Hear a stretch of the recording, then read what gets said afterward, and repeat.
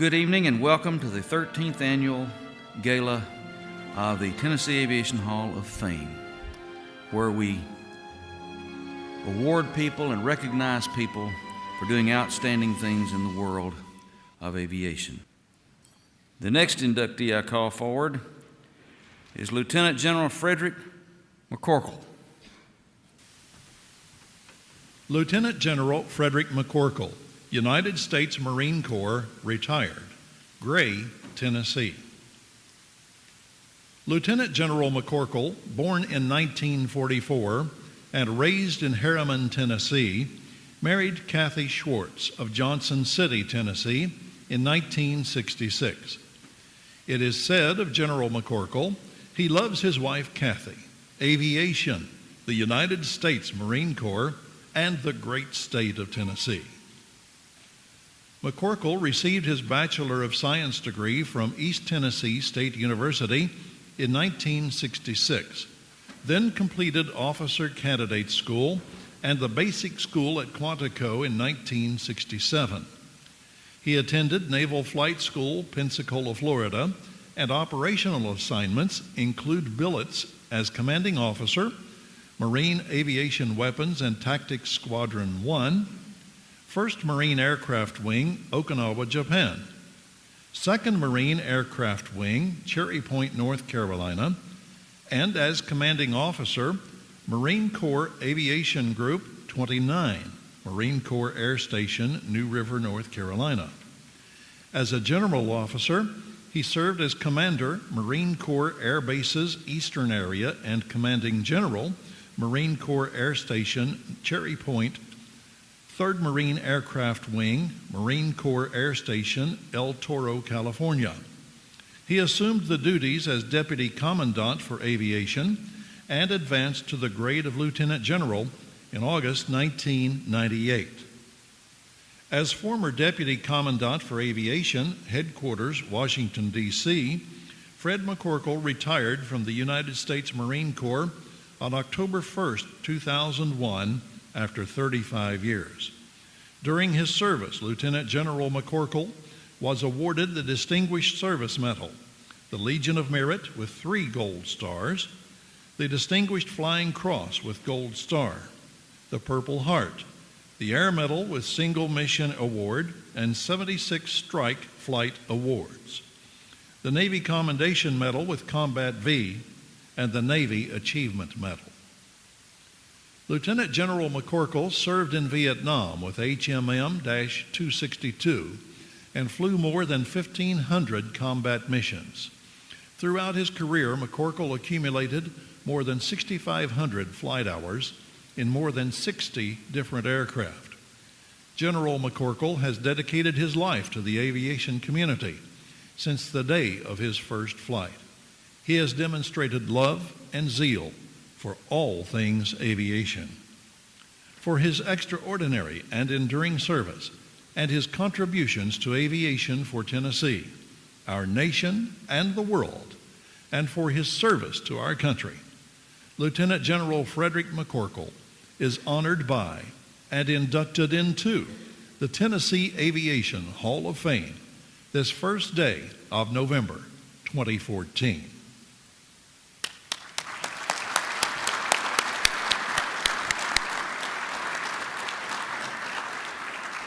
And to drape the medallion around his neck, his wife, Kathy, if she'd come forward.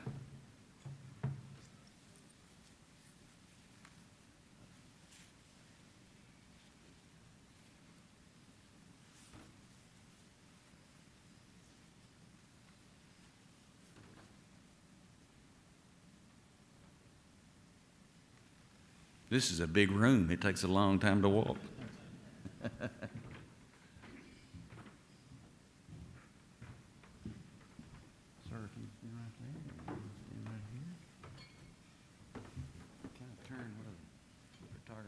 See it? There you go. All right. Thank you, Kathy. Thank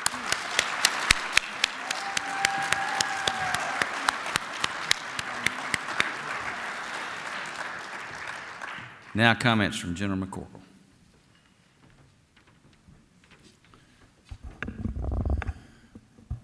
Well, I would say, number one, that I'm also very humbled to be here.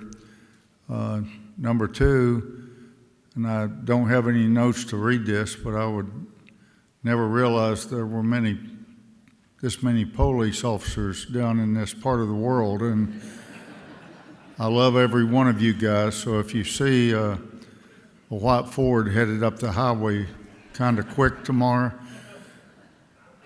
I am a great American citizen, and I love you guys.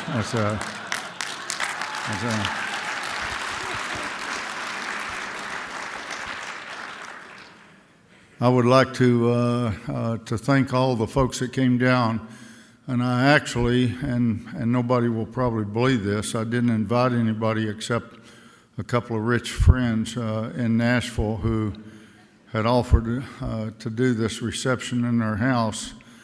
And I said, how big is your house? And they told me it was about the size of this hotel. And I said, do you need a chauffeur or a bodyguard or anything else after this is over? But for all the folks that made this possible, I really appreciate it. J.J. Cuff and all the things that you did. I've got several individuals here who found out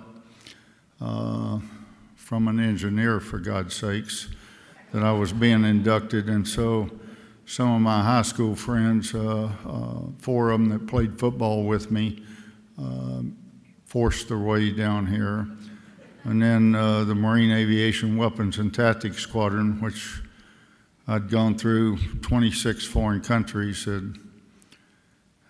had not done anything evil I would want the police to know. Nor did I drink that much liquor, and was always home, I didn't say in bed, by 6 o'clock in the morning in these foreign countries. And all of the general officers that have come down, and the colonels and the other folks that I saw go from first lieutenant to general officer. And I will say that one individual that was demanded to be here, Major General Tom Bennis, passed away about 3 weeks ago, and so he couldn't make it. And I would say that he's probably here laughing because he's already at the bar or flying an F-18 somewhere. And so I do have the great respect for him. And for Kathy, that's put up with me for now 48 years, and there are people that say I only sleep 2 hours a night, and that's true, and that's normally hanging upside down in a closet waiting for the sun to come up the next morning. People ask me, how did you get here? Well, number one, these high school buddies demanded that I go to East Tennessee State University. So I was the first person out of my entire clan who graduated from college, and the second one in my entire clan that graduated from high school. So I felt like I was very lucky. I met an aeronautical engineer when I decided to join the Marine Corps for 2 years. The recruiter lied to me and kept me for 35. But he said, I'm an aeronautical engineer, and we need to go to Pensacola and fly airplanes. And I thought all engineers drove trains. I didn't realize that they actually flew in the air, too. And all these stories are true, by the way, in case you don't believe them. So I went down, and when I got in my first airplane, and for all the aviators in the room, and most of the guys with me know it, I had never been to an airport.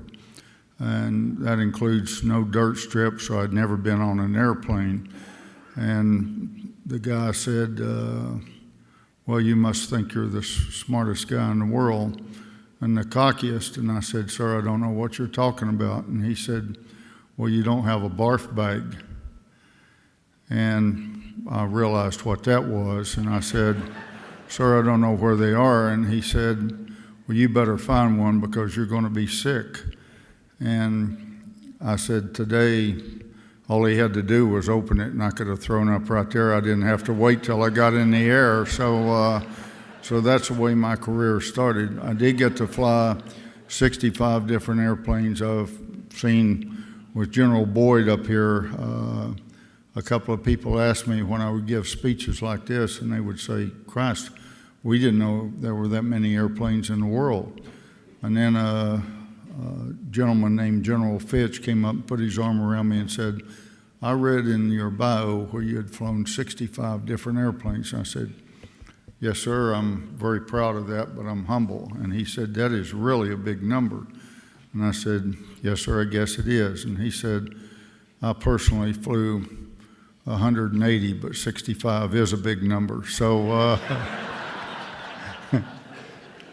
and so no matter what you do, there's somebody that's always going to up you, but I'm not sure that anybody will General Boyd. Once again, I'm very honored to be here. For everyone that's brought me to this place, and I have got to fly the U-2 spy plane, and you can read the numbers on a golf ball at 60,000 feet. You can also, you can't smell what kind of perfume a woman is wearing, but you can tell whether or not she's got a Gucci handbag on the ground. And that's good. And I've got to fly Russian Hinds and Alouettes and Gazelles, and the last tactical jet I flew was in Israel, was an F-15 India.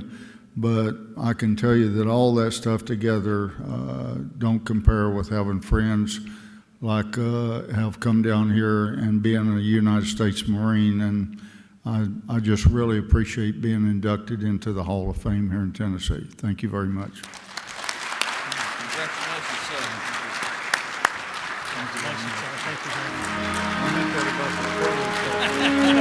Thank you.